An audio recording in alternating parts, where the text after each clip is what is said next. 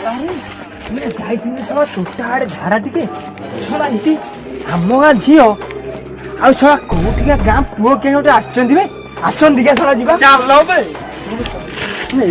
ଏତେ ଲେଟ୍ ହେଲାଣି କଣ ଏପର୍ଯ୍ୟନ୍ତ ଆସିପାରୁନୁ ଆସି କେତେଟା ହେଲାଣି ଦେଖୁନୁ 9:08 8:30 ଭିତରେ ଆସିବା କଥା ତମେ ଆସି 10ଟା ଟାଇମ୍ ହେଲାଣି ତମେ ଏପର୍ଯ୍ୟନ୍ତ କଣ କେମିତି ମୁଁ ଜାଣିନି ଏଟା କାହା ବାଡ଼ି କଣ ବସିନି ଏ ମୁଣ୍ଡରେ ବାହାରିନି ସେ ମୁଣ୍ଡରେ ତମର କଣ ହେଇଛି କି କିଛି ନୁହେଁ ଏଇଠି କଣ ଗୋଟେ ଗଳେଇ ଦେଲେ ନା କଣ ନା କିଛି ଦେଇଛି କଣ ଗୋଟେ ମୁଁ ଜାଣିନି ନାଲେ ଏଟା କଞ୍ଚା କାଜଟା କଞ୍ଚା କାଜ ପୁରା ନଟି ବଏ ତମେ ଏମିତି ଝୁମୁରି ତମେ ନା ଭାରି ଦୁଷ୍ଟ ହୁଅନ୍ତୁନି ଏଇଠି କୋଉଠି ବସିଛି ହେଲା ନହେଲେ ଚାଲ ଆମେ ଆଉ ଟିକେ ଆଗକୁ ଦେଖିବା ଚାଲ ଚାଲ ଡାଲି କଣ ଗୋଟେ କହୁଥିଲ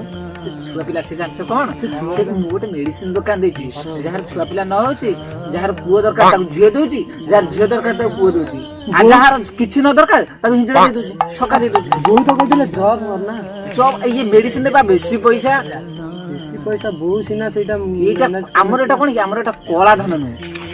ତମେ ଜାଣିଥିବ କଳା ଧନ ଗୋଟେ ଥାଏ ଆଉ ଧଳା ଧନ ଏଟା ଆମ ନେଳିଆ ଧନ ରାତାରାତି ଆମେ କରୋଡ଼ପତି ସେଇଟା ଟିକେ ବୋଉକୁ ଟିକେ ବୁଝେଇଦେବି ତମ ବୋଉ ଏଥର ମୋ କଥା ଭାରି ମନର ପ୍ରତି ରାତିରେ ନିଦ ଇମୋସନାଲ ହୁଅ ନା ଝୁମୁରି ନା ଝୁମୁରି ମୁଁ ସବୁ ଚେଷ୍ଟା କରୁଛି ମତେ ବୋଉ ଝୁମୁରି ମୁଁ ଗୋଟେ ଛୁଆ ଦୋକାନ ଦେବି ଭାବିଛି ଯାହାର ନ ହଉଛି ଆମେ ତାକୁ ଦବା ଛୁଆ ସପ୍ଲାଏ କରିବା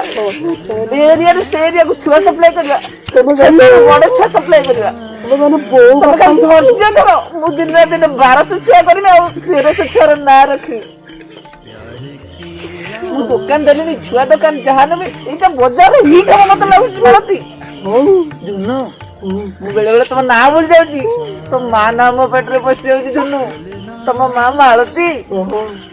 ସେ ଦନେଇକି ଯୋଉ ଧୋକା ଦେଇଥିଲା ନଈକି ଦେଇକି ସେଇ କଥା ମୋର ବେଳେ ବେଳେ ମନେ ପଡେ ବାପାକୁ ଟିକେ କହିଦବ ତମ ବାପା ମୋର ଭାରି